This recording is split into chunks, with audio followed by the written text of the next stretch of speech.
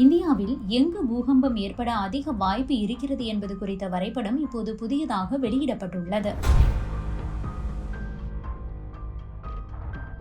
அதில் சுமார் 61% நிலப்பரப்பில் நிலநடுக்கம் ஏற்பட வாய்ப்பு அதிகம் என தெரிவிக்கப்பட்டுள்ளது.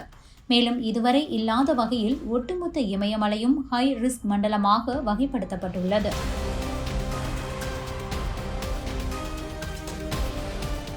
உலகில் ஏற்படும் மிகப்பெரிய பேரழிவுகளில் ஒன்று பூகம்பம். நொடி பொழுதில் தாக்கும் இந்த பூகம்பங்கள் மனித குலமே எதிர்பார்க்காத அழிவை ஏற்படுத்தும். பூகம்பம் ஏற்படும் போது மக்களை பாதுகாக்க கூட போதிய அளவு நேரம் இருக்காது என்பதாலேயே அது பேரழிவாக கருதப்படுகிறது. மேலும் பூகம்பத்தை முன்கூட்டியே கணிக்கவும் முடியாது. இருப்பினும் பூகம்பம் பொதுவாக எங்கு ஏற்பட வாய்ப்பு இருக்கிறது என்பதை ஆய்வாளர்கள் கணித்துள்ளனர். இது தொடர்பாக பூகம்ப அபாய வரைபடமும் வெளியிடப்பட்டிருக்கிறது. இந்த மேப் தான் இப்போது அப்டேட் செய்யப்பட்டுள்ளது. இந்திய தர நிர்ணய ஆணையம் இந்தியாவின் பூகம்ப அபாய வரைபடத்தில் பெரிய மாற்றங்களை செய்துள்ளது. புதிய வரைபடத்தின்படி நாட்டின் 61% நிலப்பரப்பு மிதமான அதிக ஆபத்தில் உள்ளது. மேலும் ஒட்டுமொத்த இமயமலை பிராந்தியமும் இப்போது மண்டலம் 4 வகைப்படுத்தப்பட்டுள்ளது. அதாவது இந்த ஒட்டுமொத்த இமயமலை பகுதியிலும் நிலநடுக்கம் ஏற்பட வாய்ப்பு அதிகம் என தெரிவிக்கப்பட்டுள்ளது. மொத்த இமயமலையும் இந்த ஹை ரிஸ்க் பகுதிக்குள் வருவது இதுவே முதல் முறை. இதற்கு முன்பு இமயமலை மண்டலம் 4 மற்றும் 5 என இரண்டிலும் வந்தது. அதாவது குறிப்பிட்ட சில பகுதிகள் மட்டுமே அதிக ஆபத்தானது, மற்ற பகுதிகளில் பெரிய ஆபத்து இல்லை என கூறப்பட்டது. ஆனால் இப்போது மொத்த இமயமலையும் ஹை ரிஸ்க் பிரிவில் வகைப்படுத்தப்பட்டுள்ளது. இமயமலையில் கடந்த 200 ஆண்டுகளாக பெரிய பூகம்பங்கள் ஏற்படவில்லை.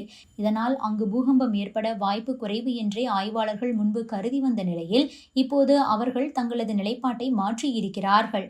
உலகின் மிகவும் ஆக்டிவான டெக்டோனிக் எல்லையில் இமயமலை இருக்கிறது. இந்திய தட்டு ஒவ்வொரு ஆண்டும் 5 சென்டிமீட்டர் வரை மேல் நோக்கி நகர்கிறது. அது யுரேசிய தட்டை நோக்கி செல்கிறது. இந்த சக்தி வாய்ந்த நகர்வுதான் இமயமலையை உருவாக்கியது. இப்போதும் இந்திய தட்டு யுரேசிய தட்டை மேல் நோக்கி தள்ளும் சூழலில் அடியில் பெரும் அழுத்தத்தை உருவாக்குகிறது. இந்த அழுத்தம் திடீரென வெளிப்படும் போது மாபெரும் நிலநடுக்கம் ஏற்படும். இமயமலை பகுதியை உலகின் மற்ற பகுதிகளோடு ஒப்பிடும்போது புவியியல் ரீதியாக மிகவும் இளமையானது. இதன் காரணமாக அங்கு பாறைகள் உடைவது வாடிக்கையான ஒன்றாக இருக்கிறது. இது இமயமலை தொடரின் நிலையற்ற தன்மையை அதிகரிக்கிறது. இந்த பூமியில் மொத்தம் 7 முக்கியமான டெக்டோனிக் தட்டுகள் உள்ளன. அவை பூமிக்கு அடியில் மெல்ல நகர்ந்து கொண்டே இருக்கும். அந்த டெக்டோனிக் தகடு சில நேரம் மற்றொரு தகடு உடன் வலிமையாக அழுத்தும் போது எதிர்பாராத நேரத்தில் அதிக எனர்ஜி ரிலீஸ் ஆகும். இதன் காரணமாகவே ஒரு குறிப்பிட்ட பகுதியில் நிலநடுக்கம் ஏற்படும். இப்போது நிலநடுக்கத்தை தாங்கும் வகையில் கட்டிடங்கள் கட்டும் முறை இருப்பதால் பாதிப்புகளை ஓரளவுக்கு சமாளிக்கலாம்.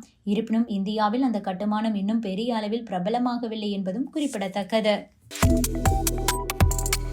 Subscribe to One India and never miss an update.